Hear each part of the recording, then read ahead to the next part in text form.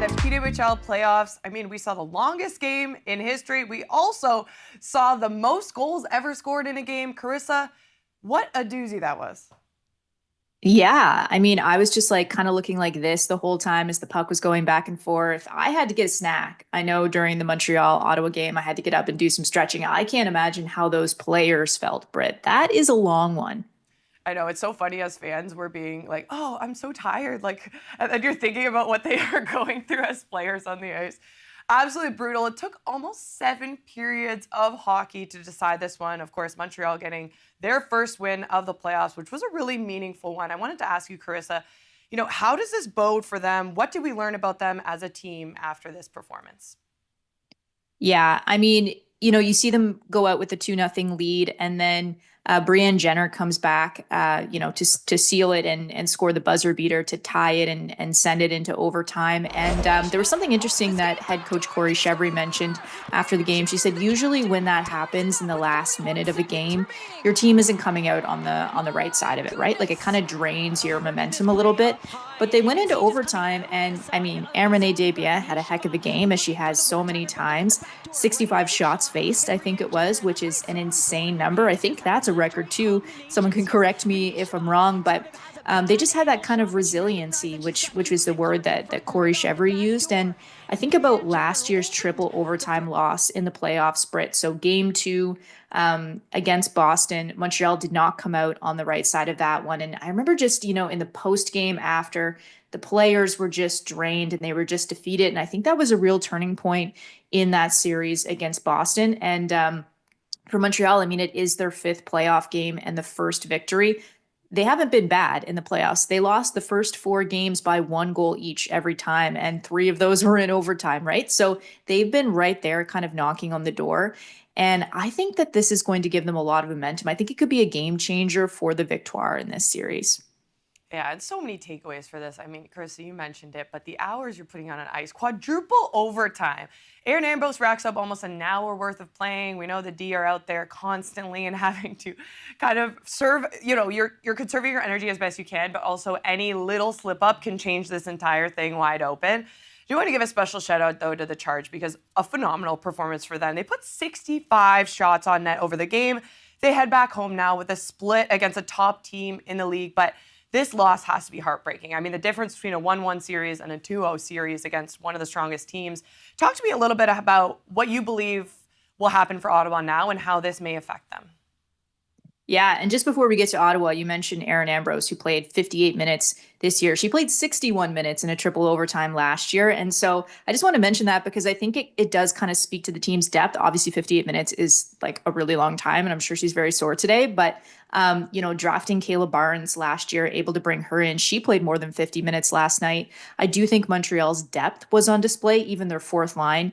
Last year we saw Montreal's 4th line barely play in the playoffs in overtime. And this year they were able to come in and contribute. So that is a huge reason I think why Montreal is here. But when we talk about Ottawa, looking at how the players and how head coach Carla McLeod were reacting after the game, they weren't defeated at all. In fact, Jocelyn Larocque said, I think we still have the momentum.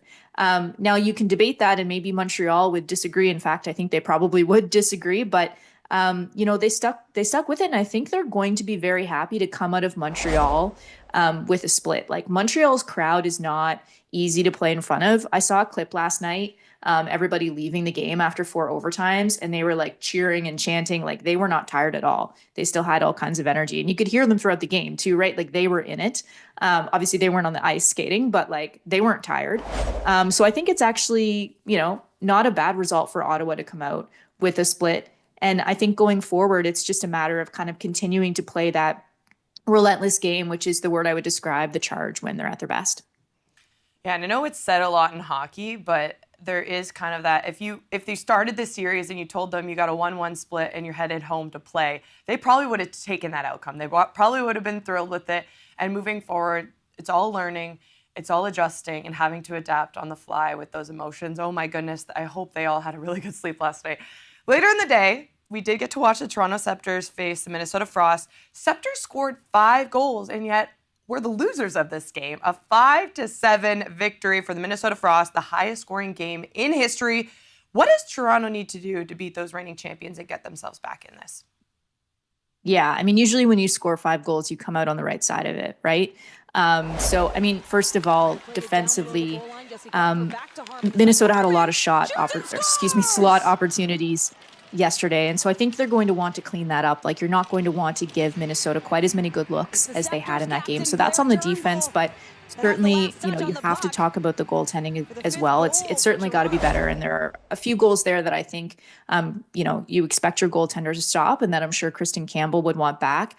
And I asked head coach Troy Ryan earlier today just about the decision to keep her in the game rather than making a switch. So the Scepter's typical backup, Reagan Kirk, is on long-term injured reserve right now. She's not expected to be back in this series. Potentially, if Toronto goes to the final, she may be available, but she's not available right now. So we've seen CJ Jackson as the backup. And so I asked, why not bring CJ in? And one thing that Troy mentioned is just, the idea that if they bring CJ in game 4, which is, I think something that's on the table at this point, they wanted them to come in and kind of have a fresh start and basically not touch that game at all, just for their confidence. So that's interesting. And, it remains to be seen. It sounds like there hasn't been a decision yet on who is going to play in game 4, but certainly, I think it was 14 goals in 3 games that Kristen Campbell has let in, 12 in just over 2. She's got a 4.75 goals against average. You can't win with that.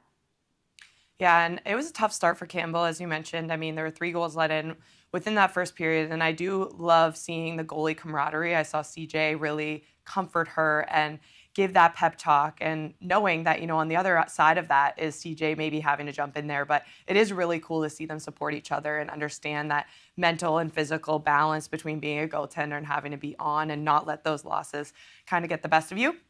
We're going to move on to expansion, which is a huge topic in the league right now. Of course, it was announced that Vancouver, I'm making a new city, Vancouver and Seattle are going to be added to the PWHL. Karissa, do you have any more updates on what that expansion draft is going to look like? Well, I think everyone, Britt, is waiting to find out what the rules are going to be. So how many players do you have to expose? How many can you protect? Like, what are the particulars of it? And it is coming up pretty soon. So we know the entry draft is on June 24th. The expansion draft is going to be before that. And just talking to a couple of general managers, it's really hard to make a strategy at this point for your off season because you don't really know what the rules are going to be. So Pascal Daou, the general manager of the New York Sirens, said today, I have like 10 or 12 different strategies at this point, depending on what happens. So that's obviously difficult for planning. But the bigger thing, Britt, I think is the uncertainty that the players are feeling right now. So on Friday, I spoke with Micah Zandy Hart. She's the captain of the Sirens, but she's also their representative on the Players Association. So she kind of advocates for the players on her team. And, she's talked to a lot of them who are feeling that uncertainty. It is weighing on them. Obviously, expansion is good news for them because it does create more jobs, but just not knowing if you're going to have to move to the other side of the continent. And we're not talking about NHL players here who can just, put money out and go find another place to live. The league does help with that. That's in the collective bargaining agreement, but nonetheless, it is a huge thing to expect of somebody. So everybody is very eager to hear those details, and hopefully we'll know a bit more soon. I'm also eager to learn more about the split, too, with these 2 very West Coast teams of how they're going to kind of manage the logistics of it all. But more to come, as you mentioned. Karissa, we'd be remiss not to mention the excitement of the NHL playoffs right now. There are a ton of Canadian teams in the mix as we speak. I'm joining from Toronto, Ontario, so I think it's pretty clear who I'm cheering for. But I did want to ask, what is the matchup that you're most glued to your TV about right now, and kind of why is that so? Yeah, I mean, probably the Leafs Panthers. And to be quite honest with you, Britt, I mean, some of that I'm on the Atlantic time zone. So it's really hard for me to stay up late and watch the end of the Oilers or the Jets games.